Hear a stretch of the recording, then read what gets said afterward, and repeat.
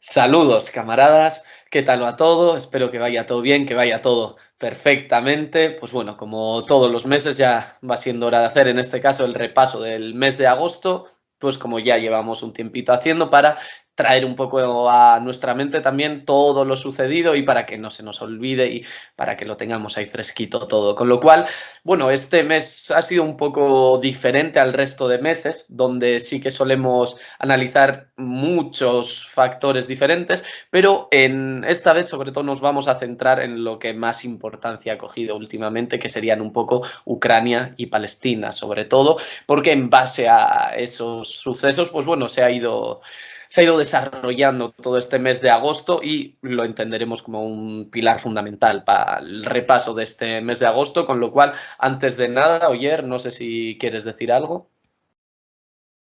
Sí, a ver, hemos intentado también meter alguna que otra cuestión que creemos que tiene su importancia en la geopolítica, pero sí nos hemos dado cuenta, ¿no?, que el pasado mes de agosto ha estado condicionado por los dos frentes, digámoslo de alguna manera, ¿no?, que existen actualmente, ¿no?, que es Ucrania y Palestina, ¿vale?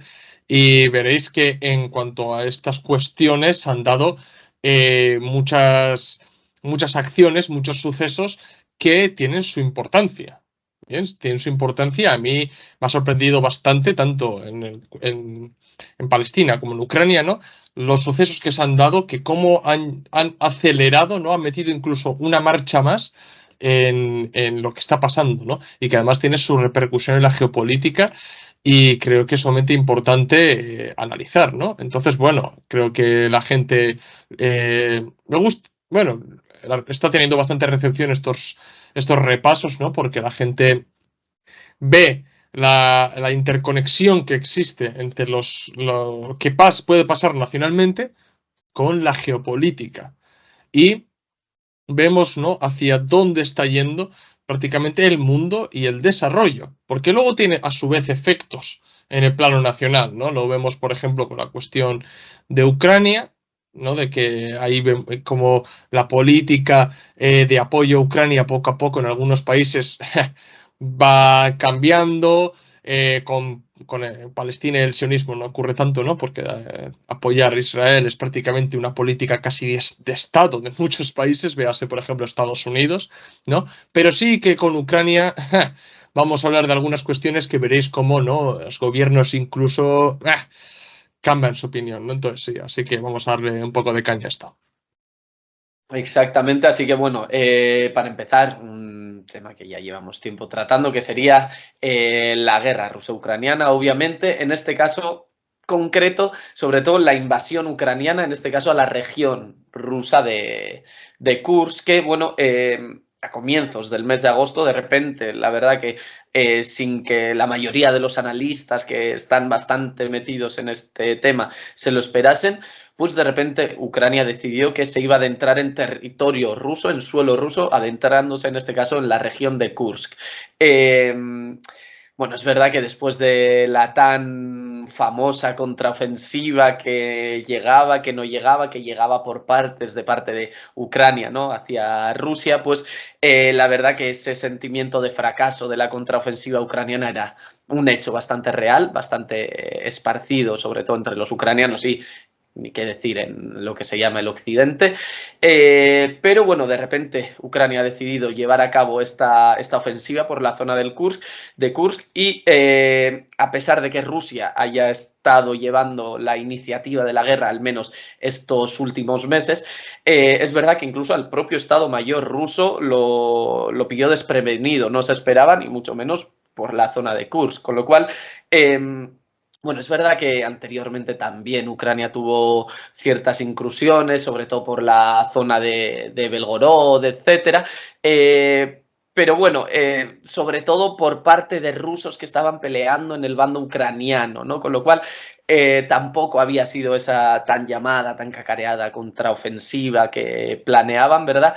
Y bueno, ahora es verdad que son las propias fuerzas ucranianas las que han tomado la iniciativa en esta ofensiva de Kursk, lo que supone que Rusia ha tenido una invasión de otro estado en su tierra, algo que no había pasado desde la Segunda Guerra Mundial, con lo cual incluso para la propia Rusia ya ha movido mucho.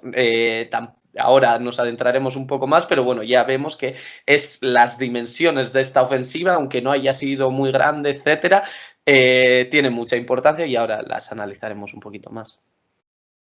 Sí, la invasión se produjo entre el 6 y el 7 de agosto.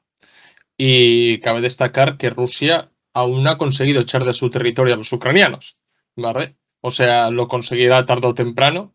Eso todos los analistas, incluso los más otanistas, concuerdan en eso. Pero aún no lo ha conseguido.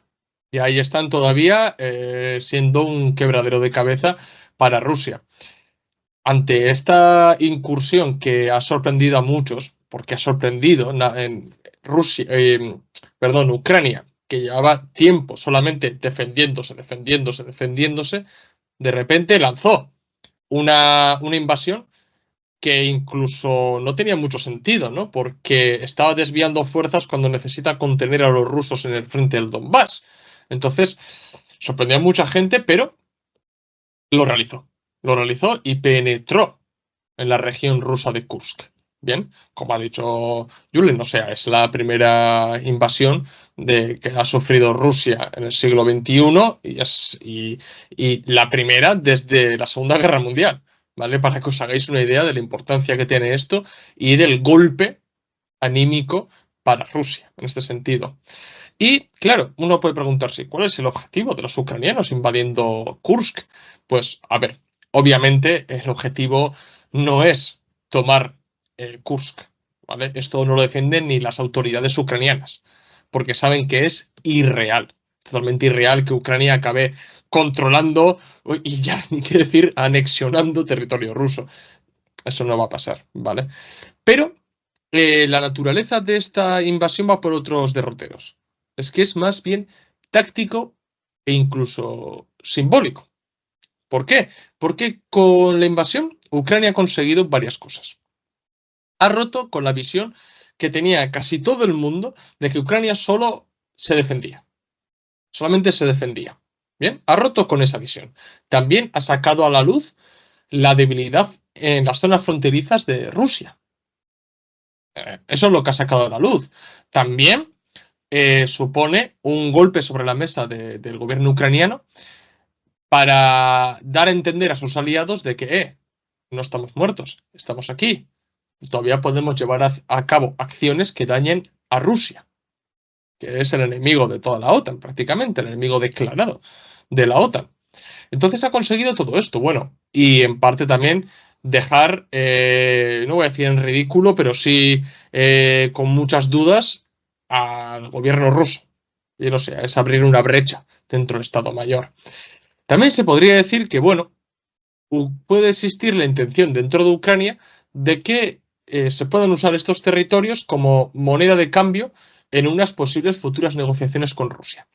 O sea, de esta manera, si Ucrania consigue mantener las regiones de Kursk hasta las negociaciones, bueno, no sería tampoco nada descabellado que Ucrania pidiera pidiera Donbass, sí, el Donbass a Rusia a cambio de las regiones de Kursk. Es decir, utilizarlo como moneda de cambio, como os acabo de decir. Pero el máximo objetivo ha sido desviar tropas del Donbass, del frente del Donbass, a Kursk, para de esta manera aliviar el Donbass y que los ucranianos puedan fortalecerse, ¿no?, en el Donbass. ¿Qué es lo que ha ocurrido? Que Putin, o bueno, el Estado Mayor en general, ha leído muy bien las intenciones de Ucrania y ha dicho, no vamos a mover nuestras tropas desde el Donbass a Kursk. Vamos a seguir en el Donbass, vamos a seguir avanzando en el Donbass. Sí ha conseguido Ucrania que tropas que están en reserva se movilicen. Eso sí, tropas que igual estaban en reserva y estaban destinadas a ir al Donbass, algunas de ellas sí que han ido a Kursk. Pero no es lo mismo movilizar tropas de reserva que las propias tropas que tú tienes ya apostadas. No es lo mismo. Entonces, Ucrania no le ha salido muy bien la jugada. Sí, ha conseguido un acto simbólico, ha conseguido darle un bofetazo, entre comillas, a Rusia. Pero no ha conseguido que Rusia debilite sus posiciones en el Donbass. Eso no lo ha conseguido porque Rusia consolida sus posiciones y sigue avanzando en el Donbass. O sea, por ejemplo, hace poco cayó la ciudad ucraniana de New York. Me llama mucho la atención que se llame New York, la ciudad ucraniana. Y ahora avanza hacia Pokrovsk, que si llega a Pokrovsk puede ser un golpe bastante duro para Ucrania porque amenazaría las líneas de suministro de Ucrania. O sea, vemos que sí, acto simbólico, pero puede tener efecto boomerang para Ucrania. Eso ya lo dije en el vídeo que grabé a pocos días después de comenzar la invasión ucraniana a Kursk y parece que se está cumpliendo lo que dije en su momento. Efectivamente, es algo arriesgado, pero bueno, también hay que ver, ¿no?, la situación en la que está Ucrania, sobre todo desde que ha empezado el conflicto palestino-israelí, o bueno, desde que se ha acelerado desde el 7 de octubre, que después hablaremos, que bueno, parece que la atención se está desviando, ¿no?, de Ucrania y que ya no son lo más importante que hay. Entonces, pues bueno, habrá que ver, porque por ahora la verdad que la invasión ucraniana que ha llevado a cabo, en este caso, hacia Rusia, hacia Kursk, barata no le ha salido, ¿vale? Como bien ha dicho ayer, querían desviar tropas, etcétera, no les ha salido muy bien y además, al ser tan arriesgado, pues bueno, ha tenido que pagar un precio bastante alto. Por ejemplo, según el Ministerio de Defensa de Rusia, Ucrania ha perdido con esta acción 8.200 militares, la destrucción de 76 tanques, 521 vehículos blindados de combate, 36 vehículos de combate de infantería y 56 piezas de artillería. Y además de eso se han eliminado 16 lanzacohetes múltiples, incluyendo 4 sistemas HIMARS y 2 MLRS de fabricación estadounidense. El que sepa de armas, etcétera, pues seguramente sabrá la magnitud que tiene esto, pero bueno, ya vemos que los números pequeños no son para una invasión entre comillas, tan pequeña, ¿no?, como es la región de Kursk, etcétera, etcétera. Además, también aquí hay que decir que mercenarios estadounidenses y, por lo tanto, también por extensión, obviamente, de la OTAN, están participando en esta invasión de la región rusa de Kursk, con lo cual que esto ya escala, que esto tiene ya otro nivel al coger también mercenarios de otros países. Habrá que ver cómo avanza, pero bueno, por ahora esto es lo que tenemos. Tampoco le ha salido tan bien a Ucrania según parece, Rusia ha sabido gestionarlo bien, pero bueno, como siempre, cuestión de tiempo y para cuando nos llega a nosotros la información, pues tardará un poquito más, pero bueno. Y además hay que tener en cuenta que es un acto más que nada táctico simbólico. O sea, el precio es muy alto. El precio es muy alto teniendo en cuenta además en las horas bajas que está Ucrania. Bien, es verdad que con este acto simbólico puede cambiar la percepción de sus aliados y generar la justificación para que se siga mandando dinero y armas, pero a este precio, no sé. O sea, creo que el gobierno ucraniano en muchas ocasiones no mide lo que hace. O sea, no mide. Bien.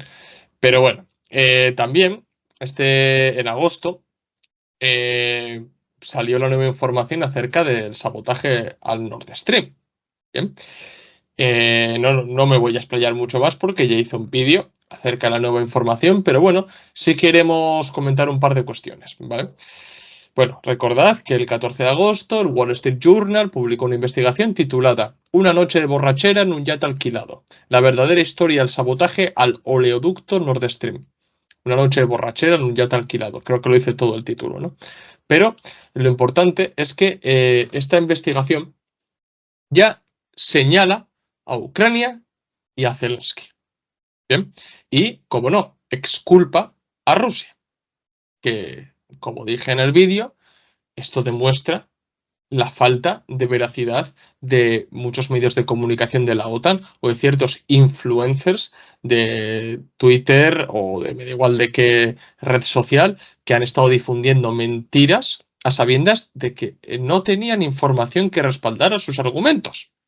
Bien, Pero bueno, según el Wall Street Journal, un pequeño grupo de buceadores, liderados por un tal Polodomir Z, no sé, será amigo de M. Rajoy, me imagino, fueron los que perpetraron el sabotaje al Nord Stream. Bien, esta investigación además señala que Zelensky, propio Zelensky, ya no Volodymyr Z, sino Zelensky, autorizó el sabotaje, pero que supuestamente la CIA, cuando se enteró de que se iba a llevar a cabo ese sabotaje, le pidió a Zelensky que lo echara para atrás, que abortara la misión. Aún así, Zaluzny, el comandante en jefe que ya fue destituido y que tuvo sus más y sus menos con Zelensky, acordaros, pues lo lleva a cabo de todos modos. Esta investigación, ya digo, sirve para exculpar a Rusia y también para señalar a Ucrania. Bueno, como he dicho, para desenmascarar a muchos periodistas de la OTAN. Pero no sirve realmente para esclarecer quién está detrás de este sabotaje. Porque, a ver, ¿quién se cree de verdad que un grupo de buceadores, por muy profesionales que sean, puedan bajar en la mitad del Báltico, sabotear un gasoducto tan importante como era el Nord Stream? Yo creo que no se lo creen ni los del Wall Street Journal, o sea, sinceramente lo digo. Es algo bastante increíble y además que Ucrania haga algo así, con las repercusiones geopolíticas que tiene, eh, haciendo caso omiso a lo que le ha dicho Estados Unidos, bueno, la CIA concretamente. Mira, o sea, sinceramente no me lo creo. No me lo creo. A mí me huele que es poner en primer plano un relato para encubrir a los verdaderos culpables. Esto me huele también de que nos estamos acercando poquito a poco a la verdad y de que van soltando, ¿no?, distintos relatos. Pero lo más importante de todo, ya digo, que hay que exculpar a Rusia, porque ya vemos que ya Rusia se saca de este factor y se mete Ucrania. ¿Qué ha sido Ucrania? ¿Qué ha sido Estados Unidos? ¿Qué ha sido Polonia? Bueno, yo creo que es una mezcolanza de estos tres países, la verdad. Pero hay que sacar ahí es a Rusia, que era el principal señalado. Bien, el principal señalado de toda esta operación, que es que acordaros, los medios de comunicación de Occidente intentaron vendernos el relato de que Rusia había saboteado su propio gasoducto, que le interesaba seguir suministrando gas a Alemania y por extensión a toda Europa. Imaginaros qué retorcidos son algunos otanistas que intentan vendernos un autosabotaje. Es decir, Putin estaba tan confuso que se hirió a sí mismo, ¿no? O sea, me parece realmente absurdo al nivel que puede llegar la prensa occidental. Ah, pero luego somos nosotros, agentes del Kremlin, somos prorrusos y somos, bueno, y Putin nos mete cada mes, nos mete la paguita para seguir desinformando, cuando sois vosotros realmente los que mentís descaradamente y los que habría que ver a quién le meten la paguita en su cuenta corriente todos los meses. Bien, habría que verlo, la verdad, porque si más de uno se les investigara, ya te digo yo que caería más de una careta. Además, bueno, primero, ¿cómo tenían que estar temblando los del Wall Street y todos estos, los del, ¿qué era? New York Times o el Wall Street Journal? Eso Wall es. Street Journal, cómo tenía que estar para decir, bueno, tenemos que hacer público ya que Rusia no había participado y vamos a poner una noche de borrachera. Anda que la gente no se habrá emborrachado de los que están viendo este vídeo, ¿no? No, reunificamos Yugoslavia, pues bebiendo 2 chupitos. A ver, una de las zonas marítimas más militarizadas, más analizadas y todo, con Noruega, con Polonia, con Alemania, con Rusia, y no se va, es que es vergonzoso, pero bueno, lo que tú dices, poco a poco vamos a ir llegando a la verdad. Lo único que sabemos es que ya Rusia no era parte de esto. Y bueno, esto es verdad que está haciendo un cerco mediático poquito a poco a Ucrania. Yo creo que obviamente Estados Unidos, sea como sea, se va a intentar lavar las manos diciendo, no, yo dije que no lo hiciesen, pero joder, ya era demasiado tarde después de que Biden dijo también públicamente que harían lo que hiciera falta para poder acabar con el Nord Stream, etcétera, envalentonando también a los locos que son capaces de acceder ahí de resaca y explotar un gasoducto, pero bueno, en fin.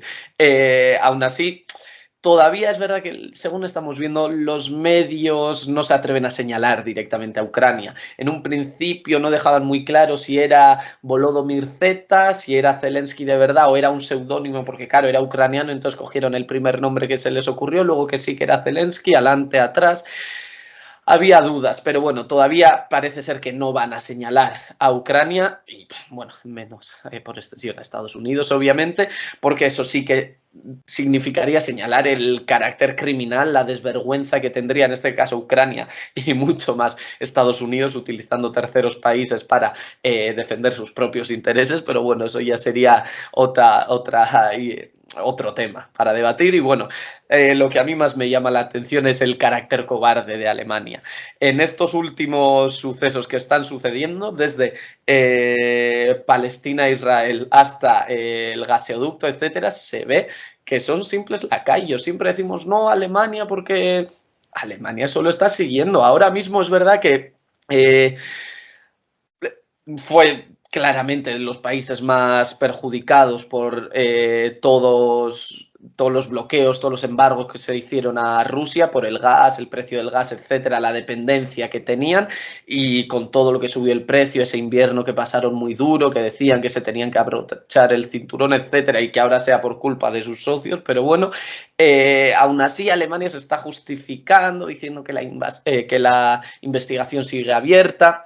Aún así, es verdad que Suecia y Dinamarca, por ejemplo, han cerrado la investigación ahí, pero es verdad que en alguna cumbre o algo que hicieron hace poco, Alemania dijo que no iba a ir porque le invitó Ucrania, pero dijo que era por otros compromisos. Entonces, todo todavía está un poquito en el aire y obviamente yo lo que creo es que Alemania no se va a atrever a meterse ni con Ucrania, mucho menos con Estados Unidos, y bueno, ni que hablar de Israel, etcétera, que eso ya es como para darles de comer aparte. Pero bueno, habrá que ver cómo avanzan estas investigaciones, si nos hacen llegar algo, pero bueno, para todos aquellos que nos decían, ¿no?, en los comentarios cuando sacamos el vídeo del Nord Stream y tal, que somos agentes del Kremlin, pues bueno, a ver ahora dónde se meten, porque yo ya he visto un par de analistas, ¿no?, geopolíticos justificándose de que, bueno, era coherente lo que ellos decían, etcétera, etcétera, pero bueno, en fin.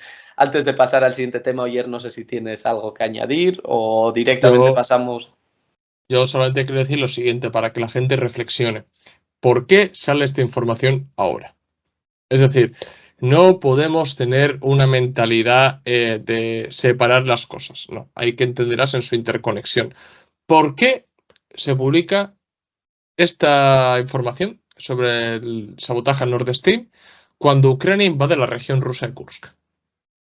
La gente tiene que reflexionar sobre esto porque no es ninguna casualidad. O sea, la verdad también, si vemos la invasión ucraniana a Kursk, no es que sus aliados la hayan aplaudido hasta con las orejas, cuando en otros momentos sí la han aplaudido hasta con las orejas.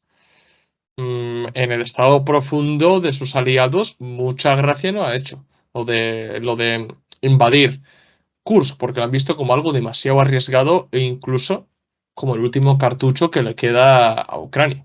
Y que lo está malgastando en hacer una acción simbólica en vez de defender posiciones en el Donbass para poder recuperar territorio. Entonces, si lo entendemos en su interconexión, podemos ver que puede llegar a ser un arma de deslegitimación de la figura política de Zelensky, empezándolo a asociar con ciertas acciones de sabotaje, o ya veremos más adelante qué información sacan, que no me sorprendería nada que empiecen a asociar a Zelensky con ciertas acciones criminales de los ucranianos.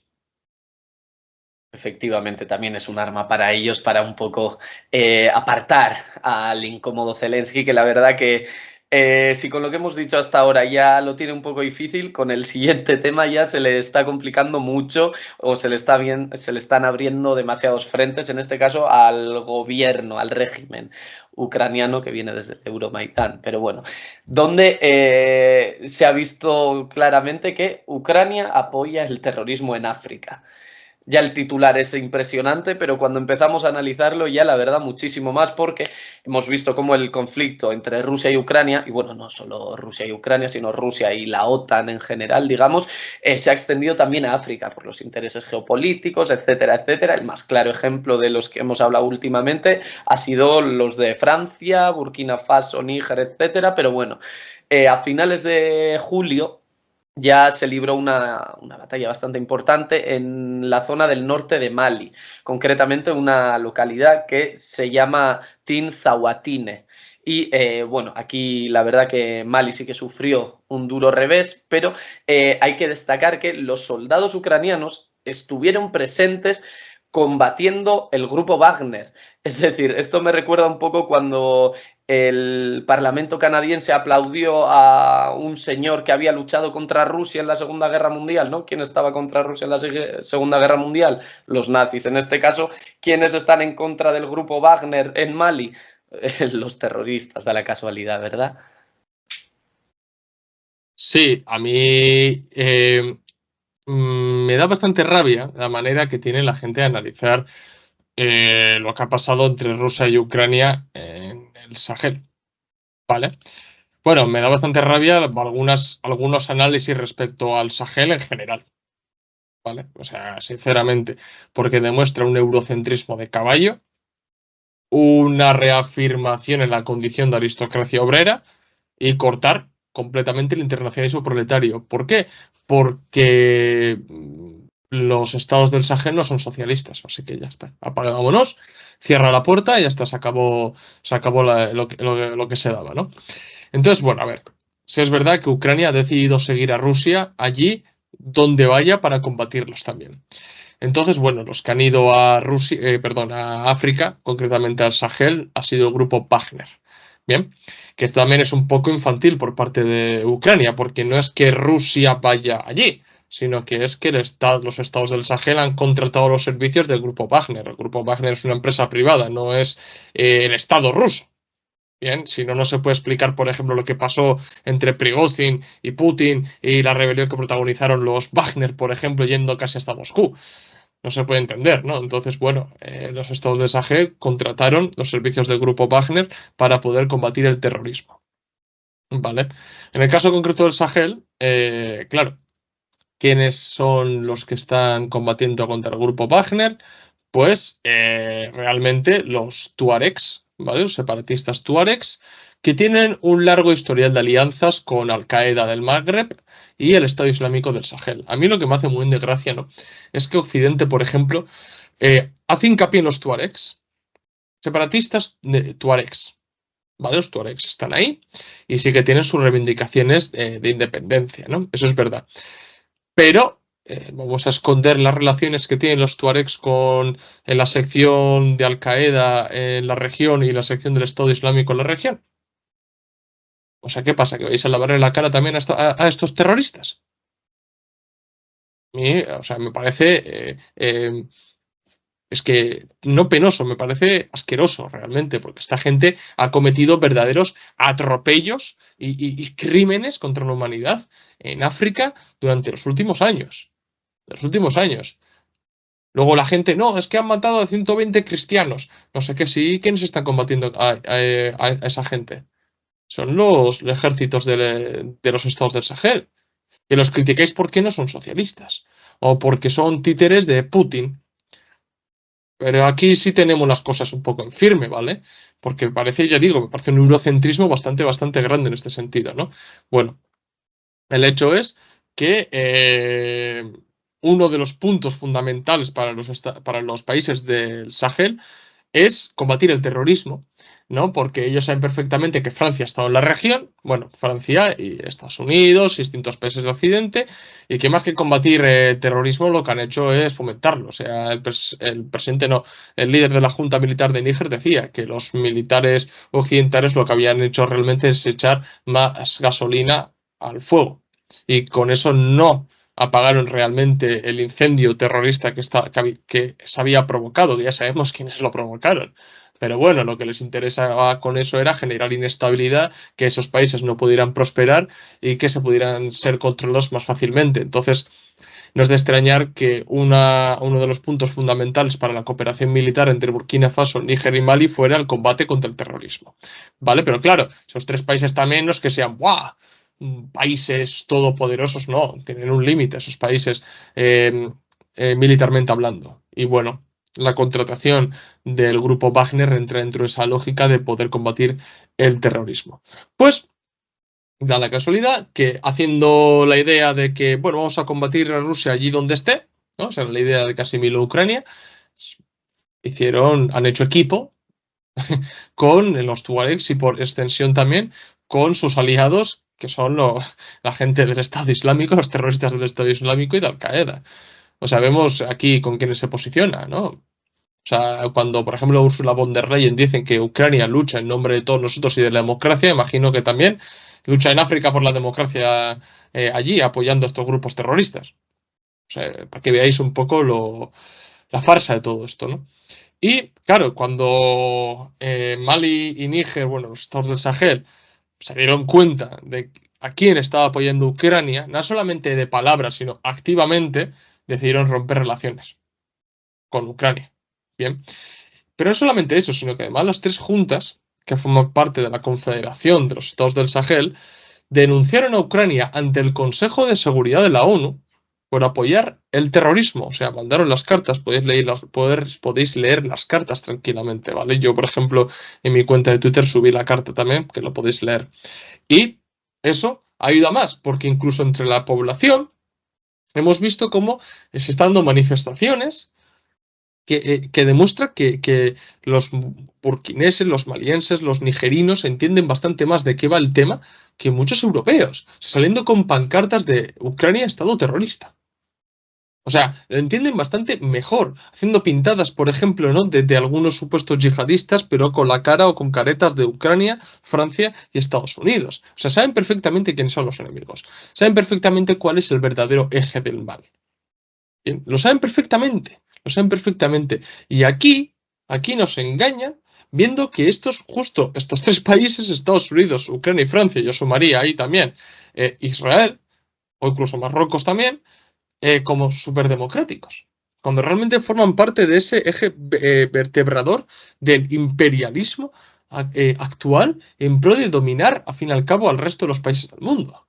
Bien, y los estados del Sahel lo saben muy bien a quiénes combaten y saben muy bien quién apoya y promociona el terrorismo en la región.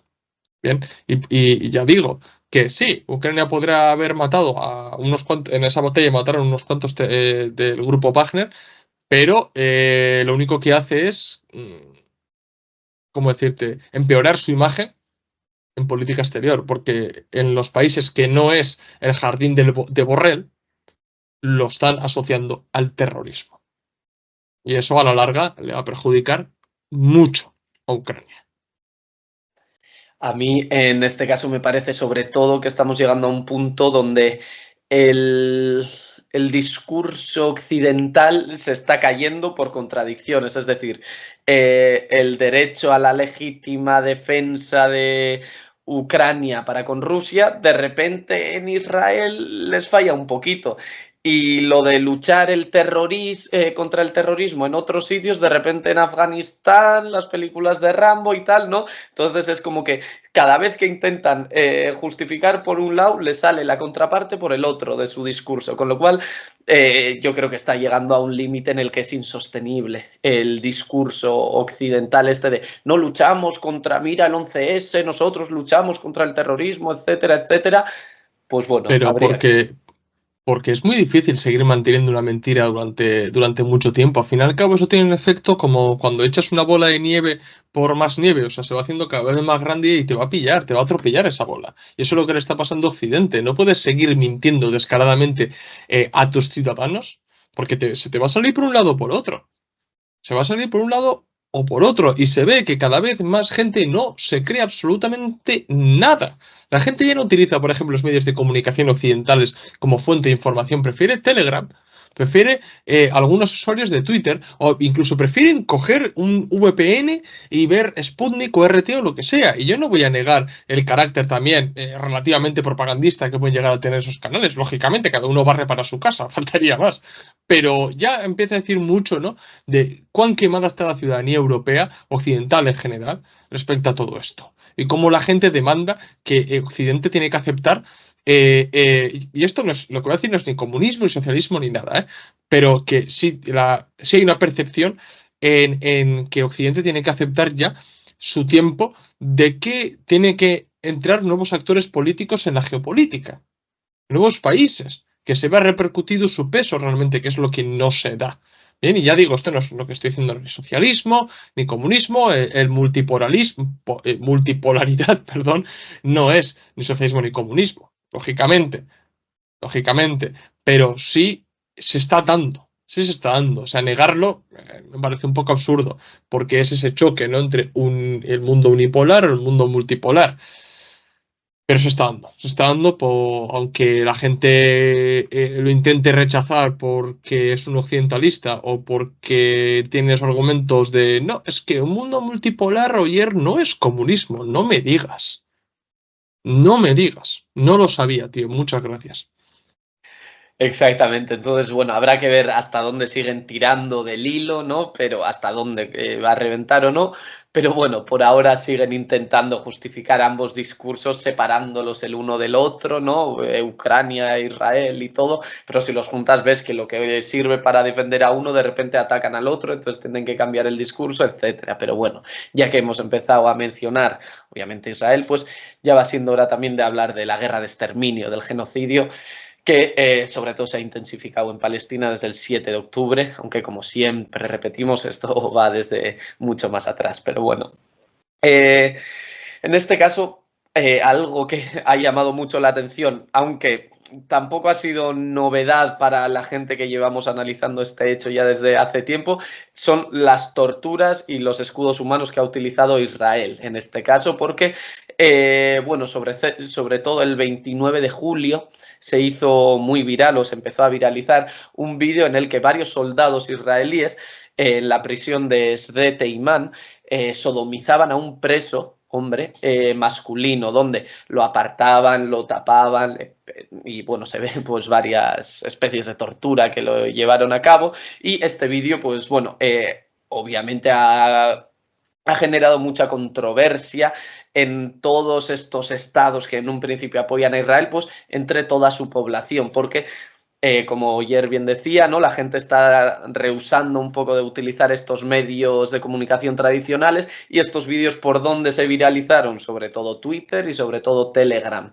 Twitter lo tienen un poco más controladito con Elon Musk, con Telegram, bueno, ahora habrá que ver lo que pasa, ya subimos un vídeo sobre el encarcelamiento, pero bueno, aún así, menos mal que Israel es el ejército más moral y más feminista de toda la historia de la humanidad, porque, pues bueno, Israel lo que ha decidido ha sido, en vez de pedir perdón o en vez de castigar a esos soldados, abrir un debate de si, pues bueno, es bueno o no torturar o violar o maltratar a los presos palestinos. Pues es que a mí yo cuando empecé a leer esto no me lo podía creer. O sea, ¿cómo puedes tener esa impunidad de que te han pillado maltratando, violando, torturando y a ti lo único que se te ocurre es decir, bueno, pero eso está mal o está bien? Siendo morales, pues bueno, al final son palestinos, ¿no? Bueno, durante todo el mes de agosto además hemos visto cómo, pues bueno, varios ministros israelíes para destacar unos Itamar Ben-Gvir y Bezalel Smotrich, ¿no? Han defendido a estos soldados involucrados en las torturas, etcétera, mientras que han acusado al que filtra el vídeo, es decir, el malo no es el que tortura, sino el que graba por viralizarlo porque la gente se entere. Es que es impresionante lo que pueden llegar a hacer. Ya desde antes, digo que no nos sorprende a los que llevamos un tiempo ya analizando esta realidad, porque, bueno, lo de llamarlos escoria humana, llamaros ratas subhumanas, pues ya llevan tiempo, con lo cual, pues no, violar a una rata subhumana para ellos, pues no tendrá el mismo escalón, con lo cual, pues tampoco nos sorprende, pero la caradura y el descaro que tienen al hablar de este tema, después de ser el ejército más moral en la faz de la tierra y la única democracia en Occidente, pues bueno, en Oriente, perdón, vaya democracia una que se permite, pues bueno, a ver si torturar a gente, prisioneros, es lícito. Pero bueno, como hemos dicho, obviamente los medios de comunicación, en este caso israelíes, han empezado a hablar sobre el uso de la tortura, etcétera, etcétera. Entonces, pues bueno, habrá que ver hasta dónde avanza esto, pero bueno, parece ser que poco a poco se ha dejado de lado este vídeo y algo que chocó tanto, de repente ahora nadie quiere hablar de ello, bueno, prefieren, ¿no? De lo que no se habla no sucede. Muchas veces la gente se lleva las manos a la cabeza con las atrocidades que cometieron los nazis, con lo que hicieron Estados Unidos en Guantánamo, pero que yo sepa, los nazis y los estadounidenses no iban a los platós a debatir a ver si era legítimo sodomizar a un preso. O sea, para que veáis el nivel enfermizo de la sociedad de Israel. Porque yo subí, por ejemplo, un short y la gente, jaja, lo que dicen no te lo crees ni tú. Si están los vídeos. O sea, además sois tan ciegos o tan ignorantes que no sabéis ni que existe un vídeo de que salen varios soldados de la prisión de Sde Teiman con escudos antidisturbios tapándose para meterles una barra por ya sabéis dónde. O sea, es que es muy fuerte. Y el mero hecho, porque gente que utiliza este tipo de situaciones como guerras y demás para dar rienda suelta a su sadismo, hay en todas las guerras. Eso es verdad. Pero que además, aparte de eso, se debata si es legítimo violar y torturar. Es que es enfermizo. Es el resultado de una sociedad colona enfermiza que desde el minuto uno que abrió la boca Theodor Herzl hasta la última bomba que ha echado Netanyahu, todo es mentira. Todo. O sea, todo. O sea, una ideología como es el sionismo y un movimiento político que también lo es, que se basa en la mentira de que los judíos son un pueblo, de que nosotros somos descendientes de los judaítas y de los israelitas, de que Eretz Israel, Palestina, les pertenece. Todo mentira, mentira, mentira, mentira, mentira. Es que son mentiras tras mentiras. Y eso lo que te acaba generando es una disociación con la realidad brutal. ¿Qué es lo que tiene esta gente? Porque además se piensa que Occidente, bueno, no se piensan los que además lo hacen, le aplaude con todo lo que hace. Se lo permiten. O sea, esta gente, los ministros que has mencionado, Itamar Ben-Gvir y Bezalel Smotrich, organizaron protestas para ir a los sitios donde, a las prisiones donde habían capturado a estos soldados involucrados para sacarlos a la fuerza. O sea, Itamar Ben-Gvir hace nada, ha dejado unas declaraciones diciendo que a los presos palestinos lo que hay que hacer es pegarles un tiro en la cabeza.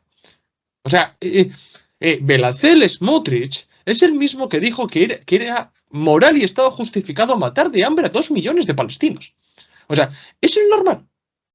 Eso es una sociedad que está bien. Y no es un cuñado Eso, de bar ¿eh? O puede serlo, pero que no es un cualquiera en un bar diciendo, esos hay que pegarles 4 tiros. Ojito, ¿eh? Ben-Gvir es el ministro de Seguridad Nacional, ¿vale? De Seguridad Nacional, repito. Y Bezalel Smotrich es el ministro de Finanzas. Que le esté importando 2 bledos la situación económica de Israel que está yendo hacia abajo, completamente. Le da igual. Le da igual, ¿por qué? Porque sabe que le llamará a sus colegas estadounidenses y le meterán dinero. Y ya está, y porque sabe que gane quien gane en noviembre, le va a apoyar. Va a apoyar el sionismo, porque el sionismo está bien arraigado en el estado profundo de casi todos los países de Occidente. Y le está absolutamente igual. Pero es una sociedad enferma. Y es que no lo digo yo porque es antisionista, es que ellos mismos lo demuestran. El simple hecho de debatir en un plató si es legítimo o no sodomizar a un preso es enfermo. Y que además salga un presentador diciendo, no, si de lo único que me arrepiento es que no esté regulado la tortura, porque si estuviera regulada la tortura, los soldados podrían torturar con toda la tranquilidad del mundo. ¡Bravo! Es que bravo, tío, bravo, de verdad. Ni los nazis llegaban tan lejos.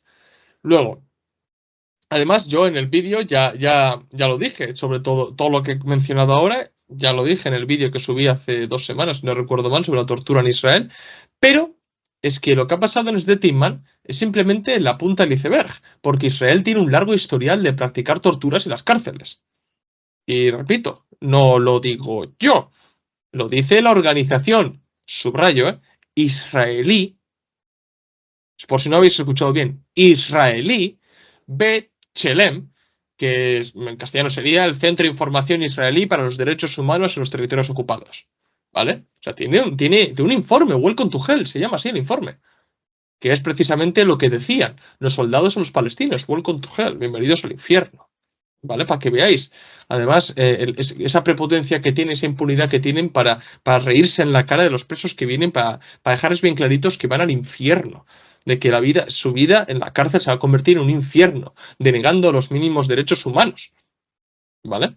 Y aparte, el uso de la tortura, también el uso de escudos humanos por parte del ejército más moral del mundo, que es Israel, que es un ejército cobarde. Bien, porque durante varios meses hemos escuchado al Estado Mayor israelí justificar, por ejemplo, el bombardeo de infraestructura civil, escuelas, hospitales, bla, bla, bla, porque la resistencia palestina, ellos dicen, jamás, usaba escudos humanos o se refugiaba en escuelas, hospitales y demás, ¿no? Ese era el argumento. Pero ¿qué es lo que ha pasado? Ah, amigos, que propias organizaciones israelíes han demostrado que no es que sea jamás el que use escudos humanos. ¿Quién es? Israel. Es Israel quien utiliza escudos humanos. Bien, o sea, The Times Israel o Haaretz, que son dos periódicos israelíes, bien, porque esto no es no viene de medios de comunicación pro-palestinos o árabes, no, israelíes, han publicado que los soldados del ejército más moral del mundo usan a los civiles palestinos para entrar en los túneles, ¿no? Meten primero a los civiles por si responden a tiros, bueno, para que maten a los civiles, no sean ellos abatidos. O, por ejemplo, llevan a los palestinos en las zonas donde puede haber trampas mortales, ¿no? Así van primero los civiles y se comen alguna mina o lo que sea, y luego ya pasamos nosotros.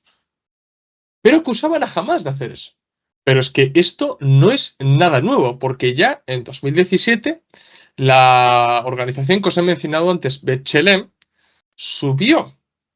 publicó un informe en el que denunciaba a su propio ejército de usar civiles palestinos como escudos humanos. Que esto es que es una constante en el ejército israelí. Es una constante. Pero ¿qué es lo que hacen los israelíes?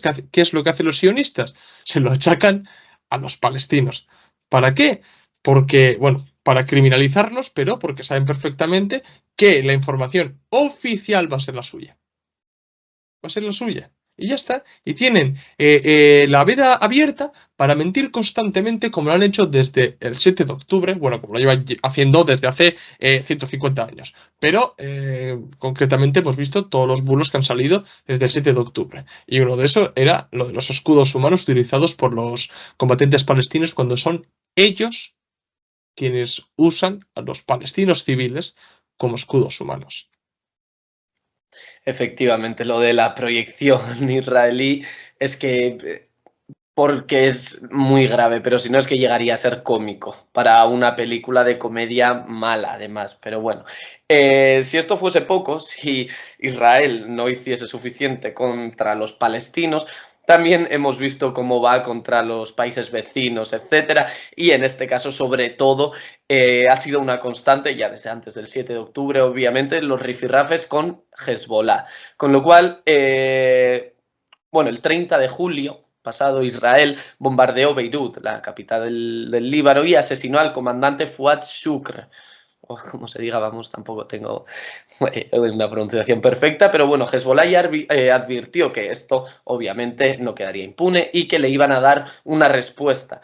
Esta respuesta llegó en primera instancia el 25 de agosto, casi un mes más tarde, donde Hezbollah decidió atacar Israel disparando 320 cohetes Katyusha y drones también contra posiciones israelíes.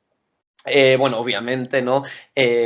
También como cuando Irán atacó a Israel, etcétera, dijeron que nada, que obviamente estos ataques de Hezbollah no habían dañado para nada a Israel y que ni lo sintieron y que había sido contrarrestada bien, etcétera, y que no habían dañado a Israel, a fin de cuentas. Pero, bueno, los datos es verdad que desmienten un poco, tenemos que saber separar, ¿no?, la propaganda de los datos. Y aunque a veces también los datos se pueden utilizar como propaganda, bueno, hay que contrarrestar, con lo cual, contrarrestando estas afirmaciones israelíes, Hezbollah, como acabo de mencionar, lanzó estos 320 cohetes, un poco para desviar las defensas aéreas israelíes, ¿no? Y poder alcanzar ya con los drones, en este caso, la base de Glilot, ¿vale? Perteneciente en este caso a la inteligencia israelí, inteligencia militar israelí, y también la base aérea de Eit Shemer, ¿vale? Que está a 75 kilómetros del Líbano y a 40 de Tel Aviv, que realmente vemos que las distancias son bastante cortitas, está todo muy reducido. Pero bueno, además, bueno, Hezbollah ha advertido que esto era solo el primer ataque, era la primera fase de la respuesta que le iban a dar por este ataque a la capital del Líbano el 30 de julio, con lo cual que tenemos que estar esperando. También vimos cómo Irán iba a atacar a Israel, al final se retrasó, se estaba comentando que si estaban aunando fuerzas ahora con Hezbollah, ¿no? Eso habrá que ver, pero bueno, según Hezbollah esto ha sido la primera fase y habrá que ver porque Hezbollah, Irán y estos tampoco se han andado con chorradas hasta hace poquito. Además, hay que tener en cuenta que cada vez más lo que está pasando no es que sea una guerra Palestina-Israel, la guerra Hamas-Israel, como dicen los medios de comunicación, no.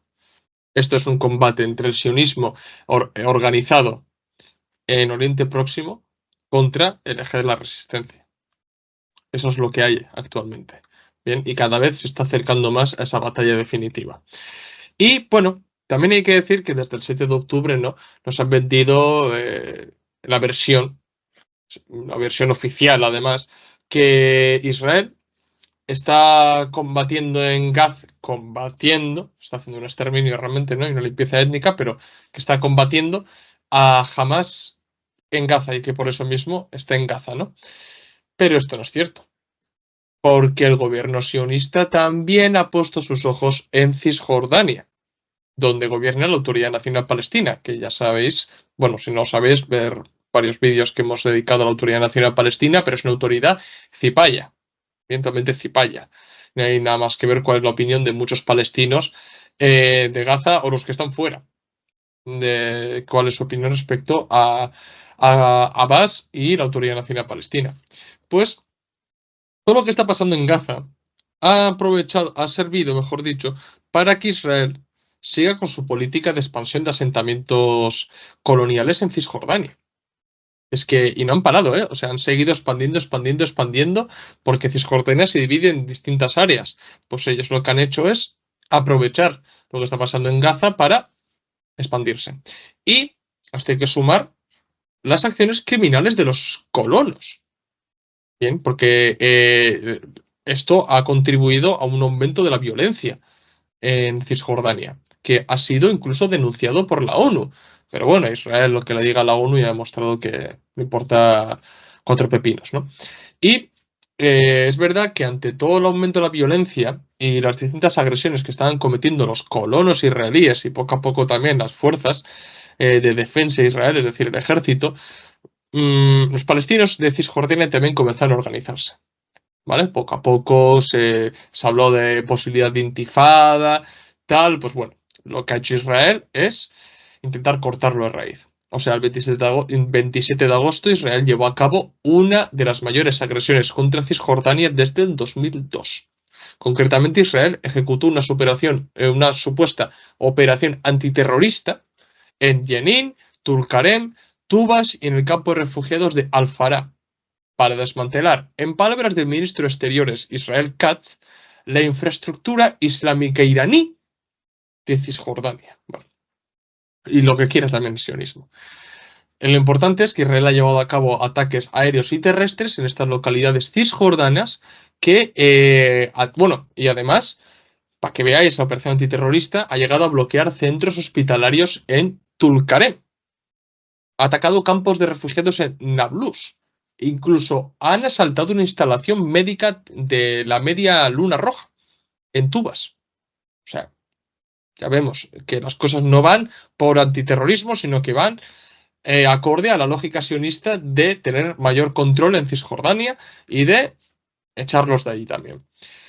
En esta operación antiterrorista asesinaron a 12 palestinos y hay que sumar a esto los más de 10.000 palestinos detenidos desde el 7 de octubre en Cisjordania.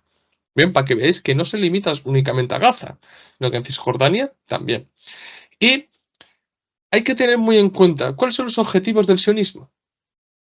Porque si separamos las acciones de Gaza de las de Cisjordania, se acaba comprando el relato sionista de que Israel actúa para combatir el terrorismo. Israel le da igual el terrorismo. Israel es un estado terrorista realmente. Utiliza el terror y lo ha utilizado siempre para cumplir con sus objetivos.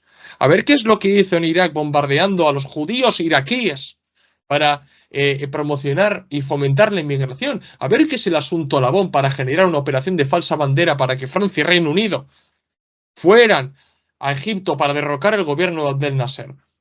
Buscar por vosotros mismos, no me estoy inventando nada, si está ahí, está todo ahí. A ver qué era el acuerdo de Jabará, a ver qué era el desastre Patria, donde bombardearon un propio barco de supervivientes del Holocausto. O sea, que eso lo ha hecho Israel durante toda su historia, que utiliza el terrorismo como miedo, como arma política. Bien, y a ellos no les importa combatir el terrorismo, no quieren combatir el terrorismo, ellos fomentan el terrorismo. Bien, y las acciones israelíes actuales forman parte de la lógica sionista de hacerse con todo Eretz Israel, y eso incluye Gaza, Cisjordania y Jerusalén Este. Las intenciones sionistas, o sea, pasan por crear nuevos asentamientos en Gaza. Es más, ya antes de controlar Gaza ya están metiendo lotes de asentamientos en Gaza. O sea, para que veáis qué esquizofrenia colectiva tiene Israel. ¿Bien?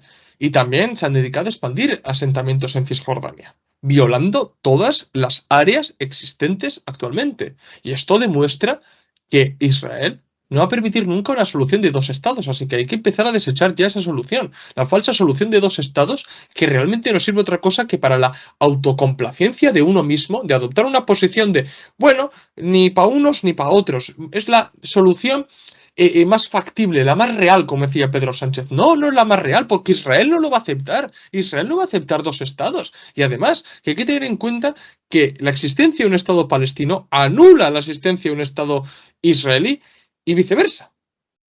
Son antagónicos, no se complementan, no puede haber una coexistencia. No puede haber. Y si lo hay, será temporal, porque tarde o temprano uno u otro tendrá que ganar. ¿Bien? Entonces, estas acciones y esta actitud de Israel demuestra que esa solución no es factible. ¿Bien? Y los primeros que son conscientes de ellos son los propios gobernantes israelíes, que tarde o temprano tendrán que cambiar el actual estado de las cosas para hacerse con el control de Gaza y Cisjordania. Aunque bueno, ahora tienen bastante con combatir la resistencia palestina en Gaza, la escalada con Hezbollah en el norte, los hutíes en el Mar Rojo y la gran amenaza de Irán. O sea, bastante lo tienen. Bien, como para empezar a meterse realmente en esa cuestión, no. Si además algo ha demostrado el sionismo a lo largo de su historia es su pragmatismo. O sea, si bien ellos quieren controlar todo Eretz Israel, Ben Gurión, que es el padre de la patria israelí, no le tembló el pulso para aceptar la partición de la ONU. ¿Pero por qué lo aceptó? Porque sabían que los palestinos lo iban a rechazar, pero bueno, eso también hay que tenerlo muy en cuenta. Pero bueno, ese es el objetivo. Y además, si no me creéis, bueno, yo os voy a decir la opinión del propio ministro de Exteriores, Israel Katz, que él decía, bueno, ha dicho que debemos enfrentar la amenaza en Cisjordania como lo estamos haciendo en Gaza, incluida la evacuación de los residentes palestinos. Eso es la definición de limpieza étnica. Y no se cortan y lo dicen públicamente. Lo dicen públicamente. Porque si no se entiende Israel como una entidad colonialista, que su única intención es hacerse con el control de toda Palestina y sustituir étnicamente a la población nativa por colonos, no vamos a entender absolutamente nada de lo que pasa en Palestina. Así de claro. Y además es que es eso, a mí lo que más me llama la atención es que no es que en un bar israelí un señor borracho que no pinta nada haya dicho tres locuras, o en un canal de YouTube, una cuenta de Twitter, que es gente importante dentro del gobierno israelí. Me parece una barbaridad, no sé cómo va a avanzar, la verdad, es algo que me carcome por dentro porque no sé el resto del mundo cómo va a reaccionar frente a Israel con el paso del tiempo. No sé cómo acabará todo esto, si es que acabará. Ahora vienen las elecciones en Estados Unidos, ya vimos cómo, pues bueno, tanto Trump como Kamala Harris, pues parece ser que están metiendo una marcha más para que, bueno, aunque se haya un cese al fuego, ¿no? Temporal, aunque sea hasta las elecciones, para que puedan llegar con las manos limpias, pero bueno, habrá que ver. Pero la verdad que me da muy mala espina, no sé hasta dónde irá, y viendo que tanto la izquierda como la derecha en todos los países están apoyando a Israel, queramos o no, pues la verdad que me da bastante miedo en este sentido y habrá que ver cómo avanza. Pero bueno, es lo que tiene, así que pasamos ahora al siguiente tema. En este caso es un tema que nos llamó mucho la atención porque en un principio tampoco sabíamos o no nos habíamos parado nunca a analizar, que es el caso de Bangladesh. Vimos de repente unas protestas antigubernamentales, etcétera, y que llegó a derrocar el gobierno, con lo cual, pues bueno, ayer y yo hablando ya, viendo las cuentas que subían cada cosa, etcétera, fuimos poco a poco haciéndonos una idea hasta llegar, pues bueno, a esto que os vamos a contar, ¿vale? Empezamos un poco con un contexto general. La cosa es que en julio los movimientos juveniles en Bangladesh comenzaron, en este caso, a movilizarse en contra de una reforma de las cuotas en los empleos gubernamentales. Esta cuota era reservaba un 30% de los puestos para los descendientes de la Guerra de Liberación de 1971, con lo cual los jóvenes, los estudiantes protestaban en contra de esto. Esta reforma fue vista un poco como una reforma en favor del partido gobernante, porque la gobernante de ahora, la primera ministra, Sheikh Hasina, es la hija de que llevó a cabo la liberación nacional de la patria de Bangladesh, etcétera, con lo cual que pues apoyaba al gobierno en este sentido, ¿no? Entonces las protestas poco a poco fueron yendo a más, hasta que la represión que llevó a cabo el gobierno acabó con 27 muertos en el país, con lo cual a partir de allá esto se redirigió hacia el derrocamiento del gobierno, en este caso, como os he dicho, la primera ministra Sheikh Hasina, por ende el derrocamiento del gobierno de facto de Bangladesh. Sí, hay que tener en cuenta algunos factores en cuanto a Bangladesh, porque no es un país que no sé, tú hablas con la gente acerca de Bangladesh y no te vas a ver decir absolutamente nada. Tal vez que es un país a donde se deslocalizan muchas multinacionales, que hay una industria textil bastante potente debido a la inversión extranjera privada. Zara, por ejemplo, está allí. Pero mucho más no te van a saber decir, sobre todo sobre la política, ¿no? Entonces creo que es bastante importante dar algunas pinceladas, ¿vale? Respecto a Bangladesh para que podáis entender lo que ha pasado, ¿vale? La ya ex primera ministra Sheikh Hasina es la gobernante que más tiempo ha estado en el poder desde la independencia de Bangladesh, ¿vale? Concretamente ha estado desde 1996 hasta el 2024. Luego, dentro de Bangladesh existe una rivalidad, sí, hay cierta pugna religiosa, ¿no? Ya que la mayoría es musulmana, el 90%, y hay una minoría hindú, el 8%, y oficialmente Bangladesh es un estado laico. ¿Vale? En el pasado fue un estado un poco más alineado con el socialismo, digamos de alguna manera, ¿no? Pero podríamos decir que un estado socializante, con tintes socialistas, yo no lo llamaría realmente un estado socialista, pero bueno, para que me entendáis, ¿no? Con tintes socializantes, ¿vale? Esto también, el tema de la religión es muy importante porque ya vemos, por ejemplo, por qué se separó Pakistán de la India también, ¿no? Con los problemas que hubo entre los hindúes y los musulmanes, que pocos no fueron, ¿vale? Acabaron en muchas persecuciones religiosas y demás. Otra cuestión muy importante que Bangladesh, bueno, aunque las zonas agrarias son mayoritarias, históricamente el movimiento juvenil de los centros urbanos, ¿no? Lo que vendrían a ser los urbanitas, han tenido una importancia bastante grande en los movimientos políticos. Los estudiantes han tenido una importancia bastante grande en los cambios políticos que se han dado en Bangladesh. Bien, no hay más que recordar que, por ejemplo, cuando aparecieron los primeros movimientos a favor de la independencia de Bangladesh, ¿no? De sacar Bangladesh de Pakistán, estos movimientos políticos vinieron de los estudiantes. Bien, y vemos que la historia se repite, ¿no? Y bueno, tampoco se debe olvidar el contexto geopolítico. Bueno, esto es sumamente importante. Esta dialéctica existe entre estados, es muy importante, incluso entre bloques, ¿vale? Para eso os doy algunos datos. Bangladesh es el octavo país del mundo por población y tiene el segundo Producto Interno Bruto más alto del sur de Asia. Bangladesh ha mantenido relaciones bastante importantes con la India, ¿bien? Y este país, la India, antes de la guerra de Ucrania, participaba en la estrategia Indo-Pacífica estadounidense, ¿bien? Ese famoso presionar un poco a China en Asia, ¿no? Pero ¿qué pasó? La guerra de Ucrania distanció a la India de los intereses estadounidenses en Asia y se acercó a China y a Rusia. Como bien sabréis, China a su vez tiene el objetivo de crear la nueva ruta de la seda y como parte de este proyecto ayudaron a mejorar la infraestructura de varios países que son Nepal, Pakistán, Sri Lanka y Bangladesh, ¿vale? Todos países vecinos de la India. Bien, vamos a observar qué es lo que ha pasado en los países que he mencionado. Cambios de gobiernos en todos. En todos. ¿Bien? En todos los países ha habido cambios de gobiernos promovidos además desde movilizaciones populares en Pakistán, en Sri Lanka y en Bangladesh. En Nepal también hubo un cambio de gobierno, pero eso tiene otras cuestiones en el que apartado a los maoístas y demás. Bueno, es un poco más complicado.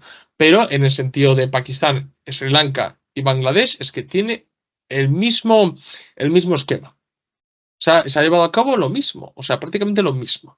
Y en realidad, si lo pensamos bien, lo que ha pasado en Bangladesh huele a revolución de color de aquí hasta la Antártida. O sea, huele a revolución de color en toda regla. ¿Para qué? Para favorecer los intereses económicos estadounidenses en esta región de Asia, perjudicando los de China.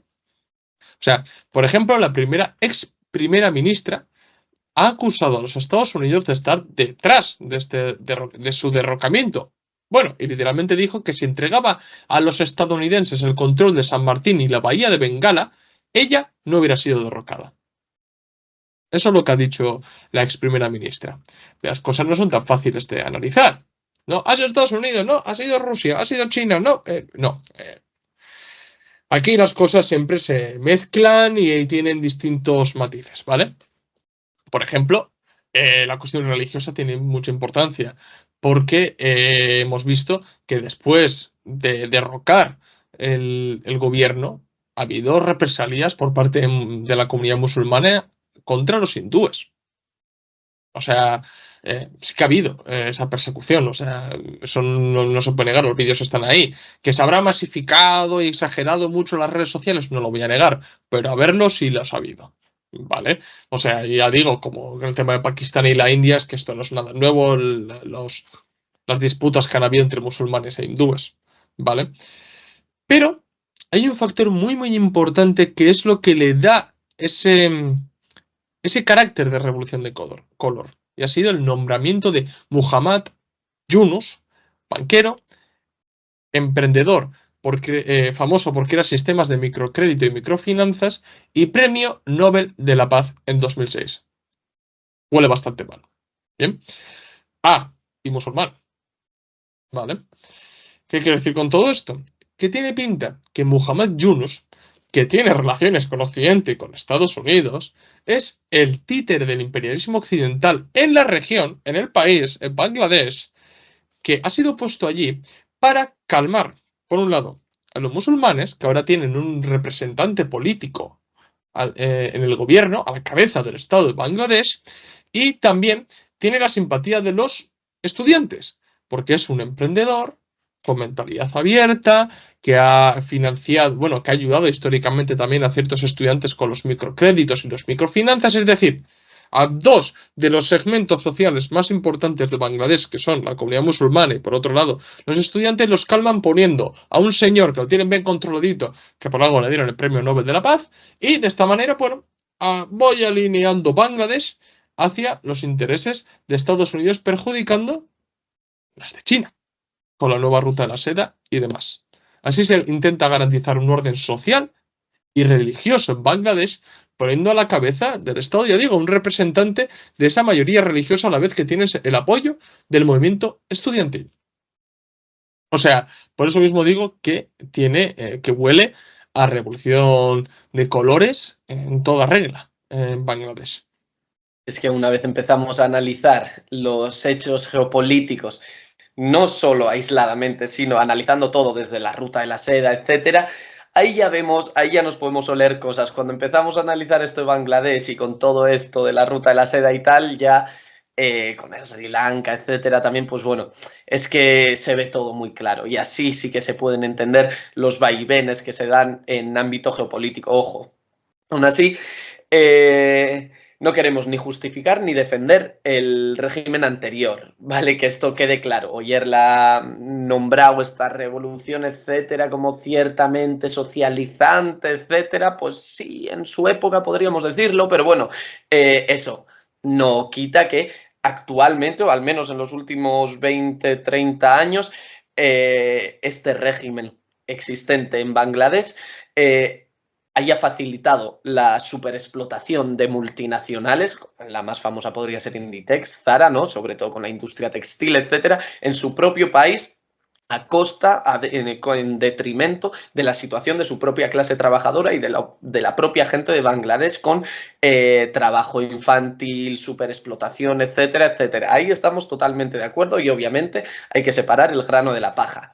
Pero esto no quita que, analizando todo desde la geopolítica, desde los intereses políticos que hay, Estados Unidos no se haya aprovechado de esto o, vamos, el bloque otanista, digamos, no se haya aprovechado de esto para hacerle frente, en este caso, al gobierno existente hasta aquel entonces y sobre todo, ni qué decir, a China sobre todo, parte de los BRICS, obviamente, la ruta de la seda, etcétera, etcétera. Con lo cual, esto hay que separarlo muy claro porque no vamos a defender ningún Estado como tal ahora mismo, no creemos que sea el momento. Obviamente tampoco sabemos muy técnicamente cómo ha ido avanzando los últimos 30 años de este régimen de Bangladesh. Obviamente no somos enciclopedias tampoco, pero tenemos que aprender a separar esto y que decir clarísimamente que aquí hay ciertos intereses geopolíticos que hay que analizarlos más profundamente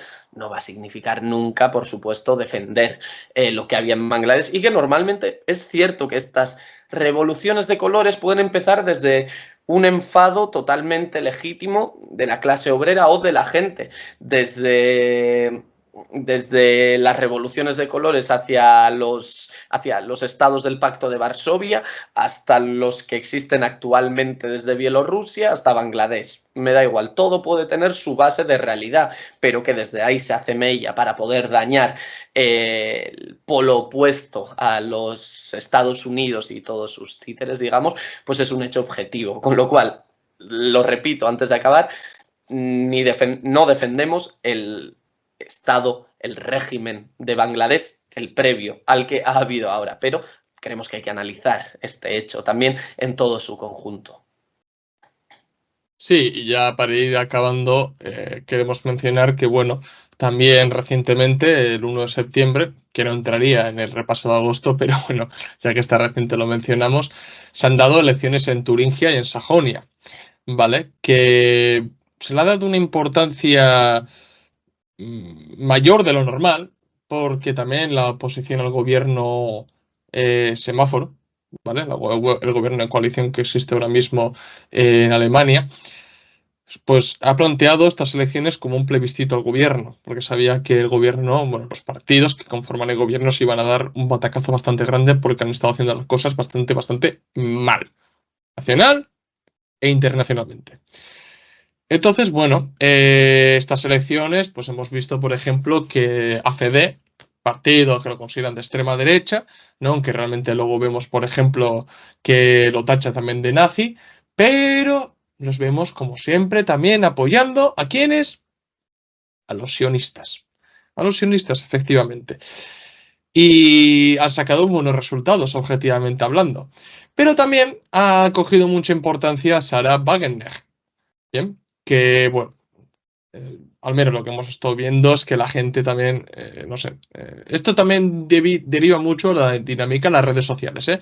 O es el diablo encarnado o es Stalin, ¿vale? O sea, es una especie, pues eso, del anticristo o es Lenin que se ha encarnado en cuerpo de mujer. O sea, a ver, por favor, Vamos a un poco a buscar el equilibrio, ¿vale, señores? Y así podemos evaluar a Sarah Wagenknecht. Bien, pero no queremos entrar hablar sobre Sarah Wagenknecht porque, bueno, se alargaría muchísimo este vídeo, pero sí quiero decir que tendréis un vídeo sobre Sarah Wagenknecht analizando un poco sus propuestas y si realmente es comunista o no. Bien, me imagino que algunos de vosotros ya sabréis la respuesta, pero bueno, creo que es bastante interesante hacer un vídeo sobre Sarah Wagenknecht porque está dando mucho que hablar incluso entre los comunistas, ¿vale? Y yo creo que en los próximos años además va a haber distintas como réplicas o bueno, no réplica en el sentido de contestación, sino de réplica de que se va a copiar. Copias. Sí, se va a copiar el modelo de Sarah Wagenknecht en otros países, ¿vale? Así que, bueno, no sé si tú quieres decir algo antes de que terminemos, Julen.